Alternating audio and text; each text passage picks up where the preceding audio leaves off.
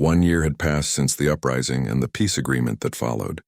Marcus stood on the observation deck of a research vessel that was truly unlike any ship he had ever seen.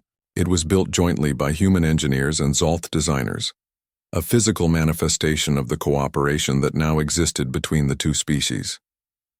The ship was called the Horizon, and its mission was to explore new frontiers, while carrying medical expertise to colonies and settlements that had been isolated during the years of conflict. Marcus was no longer the prisoner or even the respected healer. He had become something far more important. He was the director of the Joint Medical Initiative, an organization dedicated to sharing medical knowledge between humans and Xolth, while also reaching out to other species who had suffered under Xolth oppression or human exploitation. The work was exhausting, but it was also deeply fulfilling in ways that his life had never been before. Kesh stood beside him on the observation deck. She had also changed in the past year. She was now the co-director of the research division, and she had become one of Marcus's closest friends. They had learned to communicate beyond the limitations of the telepathic translation devices, understanding each other through shared experience and mutual respect. Kesh told Marcus that they had received a distress signal from a human colony called New Haven. The colony had been ravaged by a disease that neither human nor Xolth medical databases had ever encountered before. Marcus felt the weight of responsibility settle on his shoulders. This was exactly what the Horizon was designed for, but he had hoped they would have more time to prepare before facing such a critical situation. Still, he knew that delay was not an option. People were suffering and dying. He ordered the Horizon to alter course immediately toward New Haven. The journey took 2 weeks. During that time, Marcus and his medical team worked around the clock to prepare for what they might encounter. He reviewed everything they knew about human colony diseases, about environmental factors that could cause illness, and about potential treatments. But he also knew that preparation could only take him so far. Once they arrived at New Haven, they would need to improvise and adapt, just as he had done so many times before. New Haven was a sight that broke Marcus's heart. The colony, which had once been thriving and full of life, was now a place of suffering. People lay in makeshift hospital tents, their bodies weak and their eyes dim with pain. The disease seemed to attack the immune system, leaving victims vulnerable to infections that would normally be easily fought off. The colony's own medical facilities had been overwhelmed weeks ago. The director of the colony, a woman named Claire Foster, greeted Marcus with tears in her eyes. She told him that they had lost 300 people so far, and more were falling ill every day. Marcus immediately began examining patients and gathering information about how the disease spread and progressed. He discovered something interesting. The disease seemed to be environmental in origin rather than contagious. Patients who had spent the most time outside the main colony buildings were the most severely affected. This suggested that something in the soil or water or air of New Haven was causing the illness. Marcus worked with a team of environmental scientists to test samples from around the colony. Within 3 days, they identified the culprit. A parasitic organism had contaminated the water supply. The organism was native to the planet where New Haven was located, and it had not been properly filtered during the initial colonization process. The parasite had slowly accumulated in the bodies of colony residents, weakening their immune systems and causing the diseases they now suffered from. But understanding the problem was only half the battle. Marcus needed to develop a treatment that would eliminate the parasite from the bodies of infected humans without causing additional harm. He consulted with Kesh and with the colony's own medical staff. Together, they developed a compound that would target the parasitic organisms and break down their protective shells, allowing the human immune system to recognize and destroy them. The first batch of the treatment was administered to the most critically ill patients. Marcus watched anxiously as the compound worked its way through their systems. For several tense hours, nothing seemed to happen. Then gradually he began to see improvement. The fever decreased. The color returned to their faces. By the next morning, the most critically ill patient was conscious and alert, asking for food and water. News of the successful treatment spread through New Haven like a lifeline. People who had lost hope began to believe that they might survive after all. Over the next 2 weeks, the treatment was distributed to all infected colony members. The results were remarkably consistent. The vast majority of patients recovered fully. A few suffered lingering effects, but even those patients experienced significant improvement. As the crisis subsided, Marcus realized that the people of New Haven wanted to celebrate him as a hero. They wanted to hold ceremonies in his honor and name buildings after him. Marcus found this uncomfortable. He understood that people were grateful and he appreciated their thanks. But he did not want to be treated as special or superior. He tried to explain to Claire Foster that he had simply done what any good doctor would do. He had observed the problem, analyzed it carefully, and developed a solution. There was nothing heroic about that. Claire smiled and told Marcus something that changed his perspective. She said that in a time of plague and desperation, when hope seemed impossible, Marcus had arrived with knowledge and compassion. That was heroic, not because of the extraordinary nature of what he did, but because of the ordinariness of his kindness and his refusal to give up. She told Marcus that he should understand by now that sometimes the greatest acts of heroism were the simplest ones. Before the Horizon left New Haven, Marcus established a permanent medical station on the colony. He trained several of the colony's own medical personnel to recognize and treat the parasitic infection. He left detailed instructions and compounds that could be reproduced locally. He made it clear that the people of New Haven now had the tools they needed to manage their own medical challenges. His job was not to save them forever, but to teach them how to save themselves. As the Horizon pulled away from New Haven and set course for the next location that needed help, Marcus stood once again on the observation deck. Kesh joined him, and they watched the planet recede into the distance. Kesh told Marcus that they had received another distress call, this time from a Zolth settlement that had been isolated after the conflict and now faced water contamination issues. The pattern was becoming clear. Across human and Zolth space, communities had been cut off and neglected during the years of division. Now those communities needed help, and Marcus was determined to provide it. But Marcus also understood something deeper. He realized that his true purpose was not simply to solve medical crises. His true purpose was to prove that cooperation between species could work, that humans and Zolth could work together not out of forced alliance, but out of genuine commitment to helping each other survive and thrive. Every settlement they visited, every life they saved, every person they trained in medical knowledge, all of it was building evidence that a better future was possible. Marcus looked at Kesh and smiled. She returned the smile, and in that moment of connection between human and Zolth, Marcus felt truly free for the first time since his capture. He was no longer a prisoner, no longer a tool of either civilization. He was a healer, a teacher, and a bridge between worlds. The work would never be complete. There would always be more people to help, more diseases to understand, more connections to build. But that was not a burden. That was a gift. That was a life worth living. The laboratory was in complete chaos.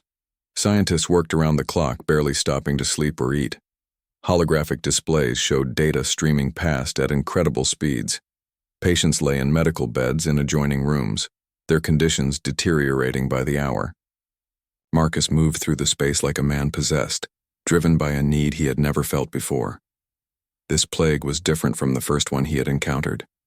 It was smarter, more aggressive, and it did not discriminate between species. Kesh worked beside Marcus, her large, multifaceted eyes fixed on the microscope display. She had become his closest ally among the Zolth scientists, and her dedication matched his own. Together, they examined tissue samples from both human and Zolth patients. What they discovered troubled them deeply. The pathogen had evolved in a way that suggested it had been engineered. Someone had created this plague deliberately, but why? Who would benefit from a disease that killed both species? Marcus pushed the question aside for the moment. He could investigate the origins of the plague later. Right now, people were dying, and he needed to focus on finding a cure. He studied the genetic structure of the pathogen, looking for weaknesses. The plague attacked both human and Zolth cells differently, which was part of what made it so difficult to treat. A cure for the Zolth might be useless for humans and vice versa. Then Marcus had an idea. What if the cure did not need to work the same way for both species? What if he could create a compound that approached the problem from two different angles? The compound could contain two separate active ingredients, each designed to target the pathogen in a different species. The human portion of the compound would work like his previous treatments, blocking the protein that the pathogen used to enter human cells. The Zolth portion would use a different mechanism, attacking the pathogen's internal structure in a way that was lethal to the organism, but safe for Zolth physiology. Marcus began working on the theory immediately. He consulted with Kesh and with several other young Zolth scientists who had learned his methods well. They worked together through the night and the following day, running simulation after simulation. By the afternoon of the second day, they had created the first test batch of the compound. The results were extraordinary. In laboratory testing, the compound worked on both human and Zolth tissue samples. The pathogen could not survive in the presence of the compound, regardless of whether it was attacking human cells or Zolth cells. Marcus felt tears of relief stream down his face. They had done it. They had created something that could save both species. But there was still the matter of the uprising. The resistance was moving forward with their plan. Marcus knew this because Amanda had sent him a message indicating that the liberation operation would begin in just 2 days. He had to work quickly. He compiled all the information about the compound and sent it through the encrypted channel to the resistance. He included detailed instructions on how to synthesize the treatment and how to administer it to both human and Zolth patients. The message he sent with the compound was clear. He told Amanda that the uprising should proceed as planned, but that every human freed from the labor camps should receive the plague treatment immediately. He also told her that he would work to ensure that Zolth civilians would have access to the treatment as well.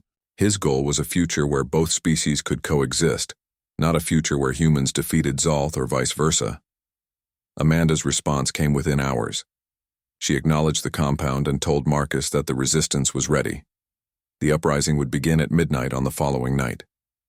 She also revealed something that Marcus had not known. The plague had indeed been engineered, created by a faction within the Zolth military that wanted to eliminate the human prisoners and destabilize the government. They believed that if the Empire fell into chaos, they could seize power and restore what they saw as true Zolth values. Commander Zarath was suspected of being involved in the conspiracy. Marcus was shocked but not entirely surprised. The timing of the plague, coming just as the resistance was planning their uprising, seemed too convenient to be a coincidence. But he had no time to worry about conspiracy and treachery. He had to prepare for what was coming. That night, Marcus made a crucial decision. He went to High Regent Solvin and told him the truth. He confessed that there was a human uprising planned for the following night. He told Solvin about the resistance and their plans to free prisoners. But he also told Solvin about the compound that could save both species from the plague. He explained that he had been working with both the Zolth government and the human resistance because he was committed to saving lives, not to favoring one side over the other. Marcus expected to be arrested immediately. He expected punishment for his betrayal. But High Regent Solvin simply listened. When Marcus finished speaking, Solvin told him something that surprised him completely. Solvin said that he had known about the resistance for weeks. His security forces had been monitoring Amanda and her contacts. Solvin had allowed them to operate because he wanted to see if they would act honorably or if they would slaughter innocent people to achieve their goals. Solvin explained that he had also suspected that someone within the government was responsible for the plague. He told Marcus that discovering this truth had forced him to face difficult questions about his own leadership and about whether the Zolth Empire's treatment of human prisoners was truly just. He said that Marcus had taught him something far more valuable than any medical treatment. Marcus had taught him that compassion and concern for life could exist within a warrior civilization. Solvin made an announcement to the Zolth government the following morning. He declared that the plague treatment would be distributed to all Zolth citizens immediately. He also announced that he was establishing a commission to investigate the creation of the plague and to determine who was responsible for this biological terrorism. He revealed that human prisoners were going to be released as part of a historic agreement. The Zolth Empire and human factions would no longer be enemies. They would be partners in trade and scientific exchange. When the resistance uprising occurred that night, there was no violence. Zolth soldiers met the freed humans with medical supplies and the plague treatment. Amanda and other resistance members were shocked to find that they did not need to fight. The gates of the labor camps were opened voluntarily. The freed humans were given the compound and then transported to safe locations. But the true test of Marcus's vision came in the weeks that followed. Humans and Zolth began to work together to distribute the plague treatment throughout the galaxy. Scientists from both species collaborated on understanding where the plague had come from and how to prevent such a thing from happening again. Gradually, the barriers between the two civilizations began to break down. Marcus was no longer a prisoner or a tool. He was no longer caught between two worlds. He had created something new, a path that did not require him to choose between human and Zolth. He had proven that compassion and cooperation could overcome even the deepest divisions. The Empire offered him citizenship and a position of permanent respect in their medical establishment. But Marcus chose something different. He chose to remain free, to travel between human space and Zolth territory, to share medical knowledge and to continue the work of healing. In the end, Marcus Sullivan had become something greater than either side had ever imagined. He had become a bridge between species, a reminder that the greatest strength of any civilization was not military power or advanced technology, but the capacity to see the value in all life, regardless of form or origin. 3 months after his victory over Commander Zrath, Marcus received a visitor to his quarters. The visitor came late at night when the medical facility was quiet. She was a human woman named Amanda Hayes, and her eyes held a combination of hope and desperate determination. Marcus did not recognize her, but she seemed to know him well. Amanda explained that she had been a prisoner in a labor camp in the lower sectors of the Zolth Empire for 5 years.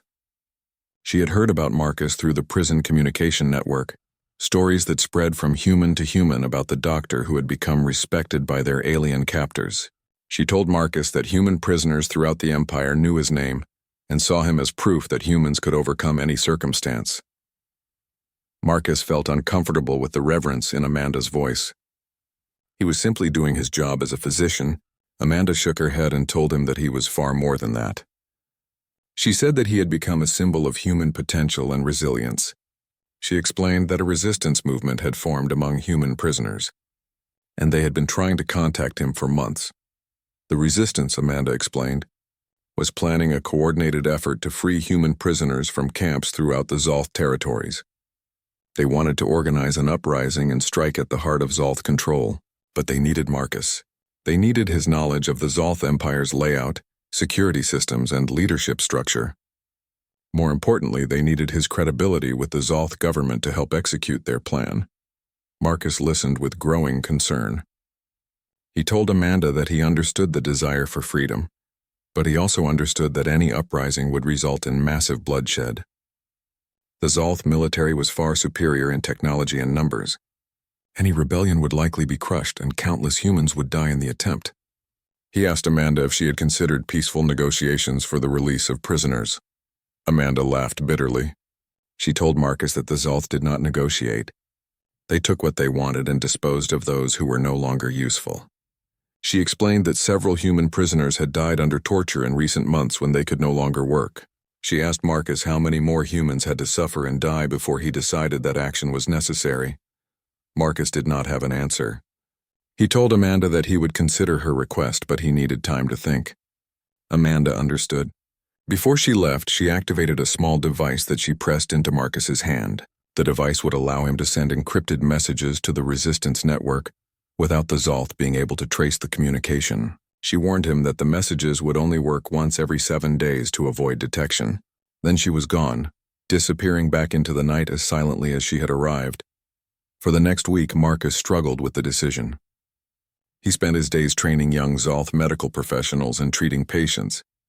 He spent his nights thinking about what Amanda had asked him to do. He thought about the humans he knew were imprisoned in labor camps. He thought about friends he had known before his capture, people who might still be alive and suffering. But he also thought about the Zolth scientists and doctors he had trained, particularly Torin and Kesh, who had become his friends and colleagues. On the 7th day, Marcus sent his first message to the Resistance.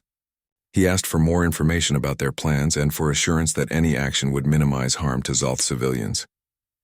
The response came within hours. The Resistance promised that their operation would be surgical and targeted.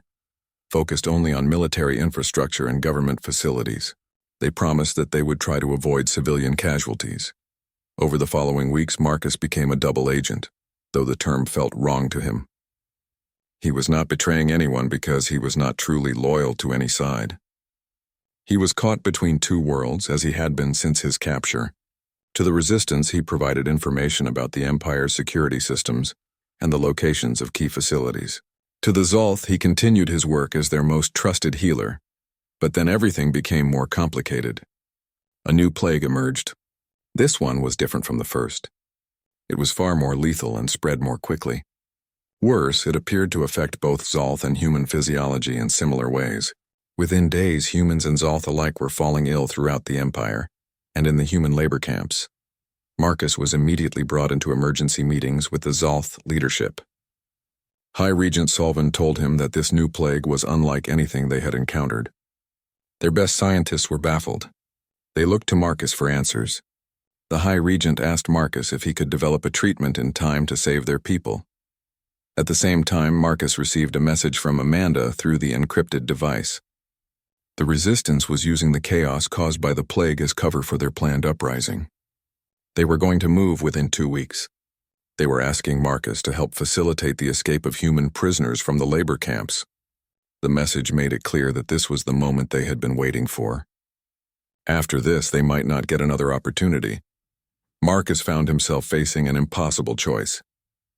If he focused on finding a treatment for the plague that affected both species, he might save thousands of lives, but delay the human resistance.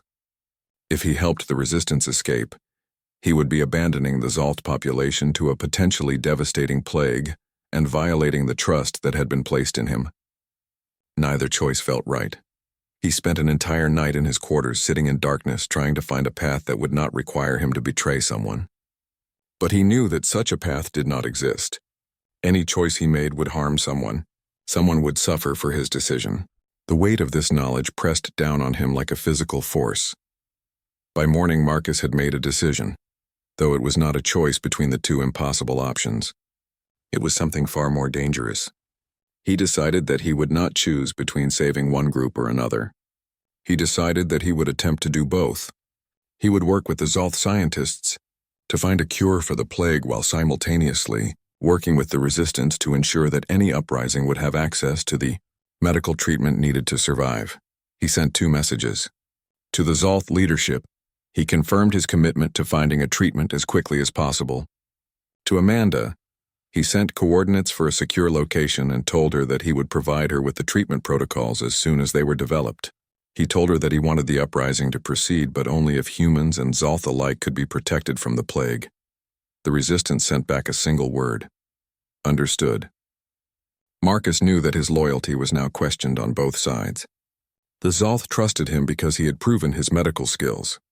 The Resistance trusted him because he was human and because he had agreed to help them. But he trusted neither group completely because he understood that both groups would eventually demand his total allegiance, and he could not give it. He was committed to something higher than either side. He was committed to preserving life itself, and that commitment would soon be tested in ways he could not yet imagine. The news came to Marcus during a routine evening in the medical facility. One of the young Zolth scientists he had trained, a promising researcher named Torin, approached him with a troubled expression. Torin told Marcus that Commander Zrath, a powerful military general, had been speaking against him in government circles. Zrath was arguing that the Zolth Empire had become too dependent on human methods, and that their reliance on Marcus represented a weakness in their civilization. Marcus listened carefully to what Torin shared. He understood that this was not just professional disagreement. This was about power and control. Zrath represented the traditional faction within Zolth society that believed in rigid protocols and proven methods. The idea that a human prisoner could teach them anything new was offensive to someone like Zrath. It challenged everything he believed about Zolth superiority. The situation escalated quickly.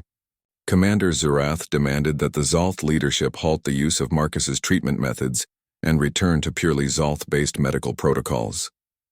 He claimed that Marcus's approach was too unpredictable and that it relied on luck rather than sound scientific principle. Zrath presented carefully selected data showing cases where Marcus's treatments had not worked or had required adjustment. He ignored the overall success rate and focused only on the failures. The Zolth government was divided. Some leaders agreed with Zrath and wanted to reduce their dependence on human guidance. Others saw the success of Marcus's methods and wanted to continue. The situation created tension throughout the medical community. Some Zolth doctors who had learned Marcus's techniques began to question themselves. Others became more determined to prove his methods worked. Then the crisis came. A region of the Zolth Empire became infected with a new strain of the plague. This strain was more aggressive than the one Marcus had treated before. Commander Zarath decided to personally oversee the medical response in that region. He did not consult with Marcus. Instead, he ordered his doctors to use traditional Zolth protocols exclusively. He wanted to prove that the Empire did not need human methods to save their people. For the first 3 days, Zarath's approach seemed to hold promise. The infection rate slowed. Zarath announced publicly that he had been right, that traditional Zolth medicine was superior to human interference. But then everything changed. The patients who had received only traditional treatment began to deteriorate. Some died, others became severely ill. The infection actually accelerated among the population that had not received Marcus's compound treatment. By the end of the first week, hundreds of Zolth were dead. By the end of the second week, thousands were dying. The situation in Zrath's region became desperate. Families begged for the human healer's methods, but Zrath refused. He claimed that the outbreak was an anomaly and that his methods would eventually succeed. He ordered more patients to receive traditional treatment, watching helplessly as mortality rates climbed higher. Marcus received reports of what was happening. He felt genuine concern for the Zolth people suffering in that region. He requested permission to go there and offer assistance. The Zolth leadership refused. They told Marcus to wait. The situation was politically sensitive. Zarath was a powerful military figure, and acknowledging that his methods had failed would create instability in the government. But Marcus could not simply wait while people died. He made a decision that could have ended his life. He went to the medical facility's communication center and began sending messages to Zolth doctors in Zrath's region. He explained his treatment methods in detail. He told them how to prepare the compound and how to administer it to patients. He knew he was directly defying the orders of the Zolth leadership, and he knew the consequences could be severe. What Marcus did not expect was how quickly his message would spread. The Zolth doctors in Zrath's region began using his methods immediately. Within days, patients who received the compound treatment began to recover. The recovery rate was dramatic and undeniable.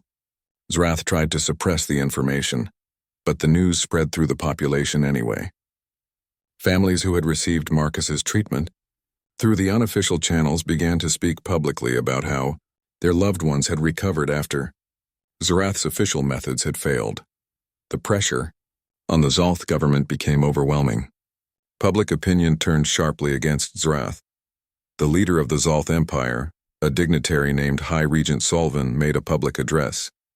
Solvin acknowledged that Marcus's methods had proven effective and that Zarath's approach had been a failure. Zarath was relieved of his command in the medical crisis, though he retained his military position. The government then faced a decision about how to respond to Marcus's unauthorized actions. Some voices called for his imprisonment or punishment. Others argued that his actions, while technically insubordinate, had saved thousands of lives. The debate raged for days. Marcus was brought before the High Regent to explain himself. Marcus stood in the presence of High Regent Solvin, knowing that his fate hung in the balance. He spoke clearly and honestly. He said that he understood he had acted without permission, and he accepted whatever consequences the Zolth leadership decided. But he could not have remained silent while people died when he had the knowledge to save them. He explained that in human culture there was something called the Hippocratic Oath, a promise made by healers to always act in the best interest of their patients. That oath had guided his actions. High Regent Solvin listened without interrupting. When Marcus finished speaking, there was a long silence. Finally, Solvin spoke. The High Regent said that the Zolth had much to learn about what it meant to prioritize life above all other considerations. Solvin announced that Marcus would not be punished. Instead, his methods would be officially adopted throughout the Empire. and he would be given even greater authority to train medical professionals in direct treatment protocols. But the victory came with a cost. Commander Zrath, now publicly humiliated, became Marcus's enemy. The traditional faction within Zolth society grew resentful of human influence. Marcus realized that his position had become even more precarious than before. He was no longer simply a respected healer.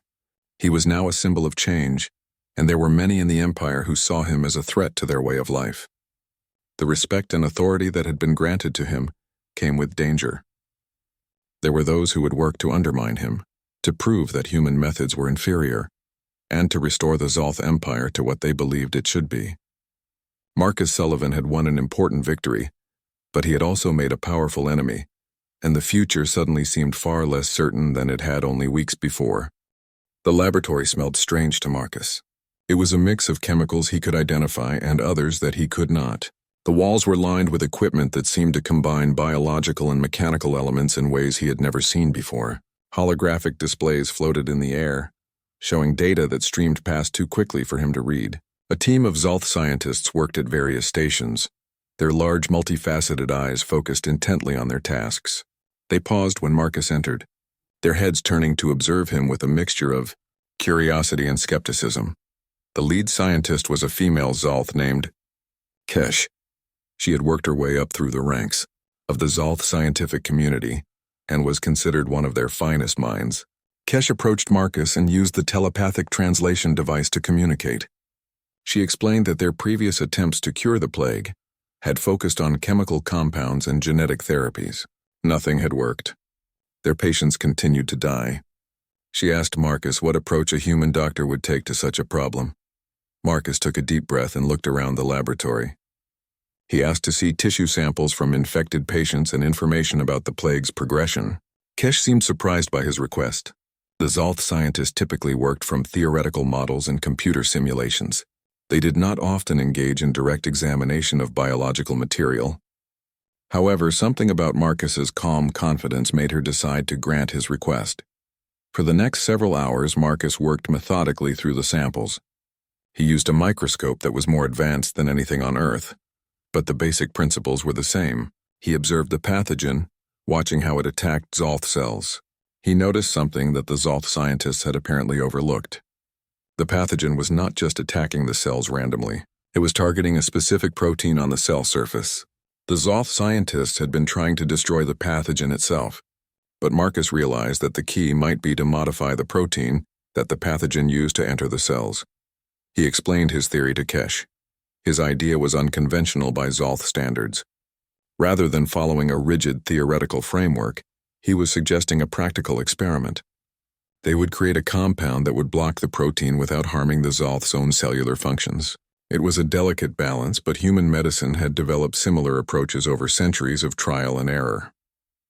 Kesh decided to try his method. Over the next week, Marcus and the Zolth team worked together, testing different compounds. Some failed. Some showed promise but had terrible side effects. Marcus did not become discouraged by failure. In human medicine, failure was simply information that guided the next attempt. The Zolth scientists began to understand this approach. Where they saw defeat, Marcus saw data. Where they saw the need for absolute perfection before testing, Marcus saw the wisdom of incremental improvement. On the 8th day, they created a compound that worked. In laboratory tests, the pathogen could not penetrate cells that had been treated with the compound. The Zolth scientists stared at the results in disbelief. Kesh turned to Marcus and acknowledged that his method had succeeded where theirs had failed. She asked him if he was willing to supervise the treatment of actual patients. The first patient to receive Marcus's treatment was a high-ranking Zolth official named Varthek. Varthek was dying. His skin had taken on a grayish-purple hue and he was barely conscious. The Zolth medical protocol would have been to apply standard treatments repeatedly, even though they had already failed. But Marcus suggested something different. He recommended treating Varthek with the new compound and then closely monitoring his progress, rather than applying additional treatments that might overwhelm his system. The Zolth doctors were reluctant. Varthek held an important position in the Empire. If he died under a new, untested treatment, there could be serious consequences. But Varthek's own family urged them to try. They knew their relative would die with standard treatments. At least this new approach offered hope. Marcus was given permission to proceed. He spent the entire first night monitoring Varthek's condition. He adjusted the dosage of the compound based on how Varthek's body was responding. By morning, Varthek's fever had dropped. By the second day, the gray-purple color began to fade from his skin. By the 5th day, Varthek was conscious and asking for food. By the 10th day, Varthek was able to walk. And by the 20th day, he was declared fully recovered and discharged from the medical facility. News of Varthek's miraculous recovery spread through the Zolth Empire like wildfire. The high official began telling everyone about the human healer who had saved his life. Within days, patients began arriving at the medical facility in increasing numbers. Marcus found himself working constantly, treating Zolth after Zolth. Some recovered quickly. Others required more time and adjusted treatment plans. But the success rate was far higher than anything the Zolth had experienced before. Marcus began to select promising young Zolth medical professionals to train in his methods. He taught them to observe carefully, to test hypotheses, and to think creatively about problems. He showed them that rigidity in approach was sometimes the enemy of healing. The young Zolth scientists were amazed by his methods and began to question the assumptions that had guided their own training.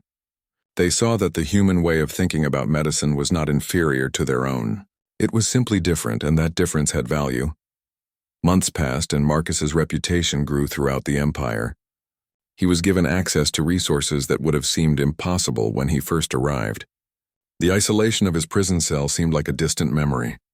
He was housed in comfortable quarters and given nearly complete freedom to move through the medical districts.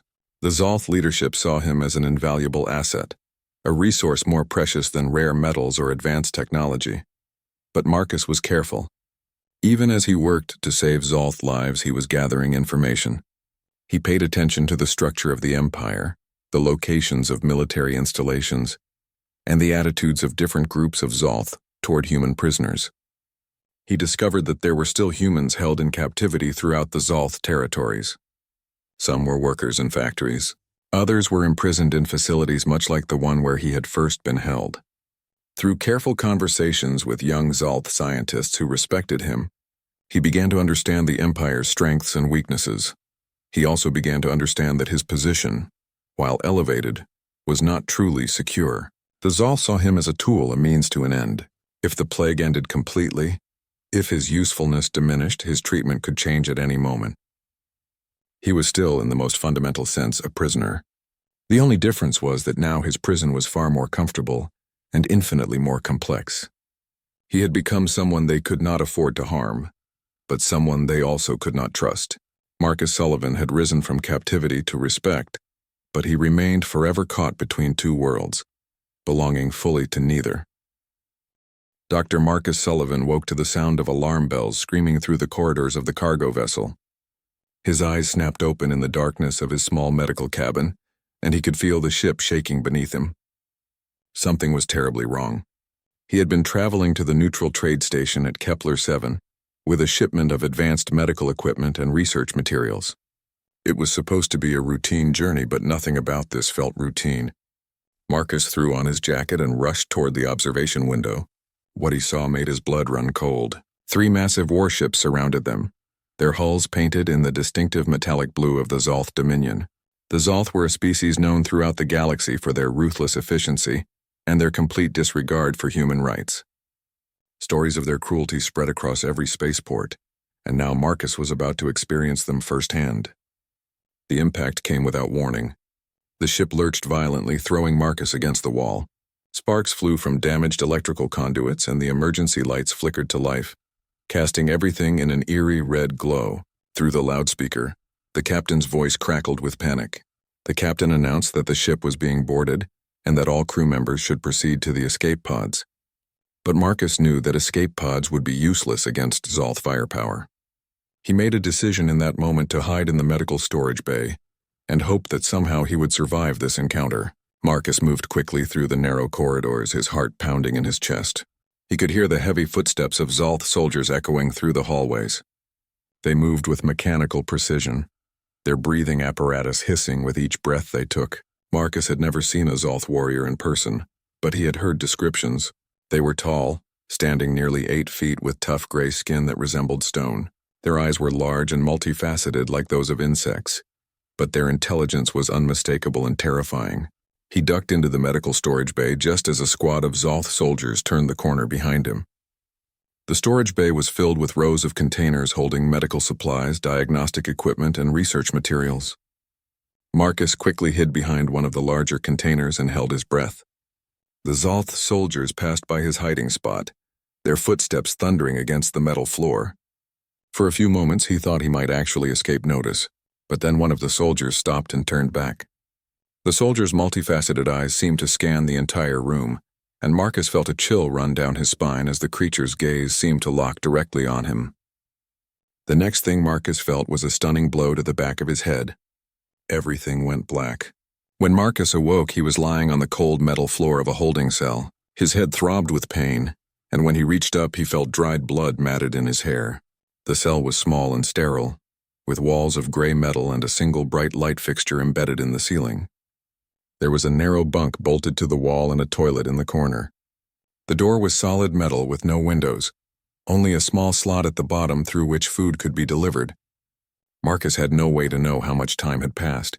Hours, days. The Zolth did not seem to have any interest in communicating with him.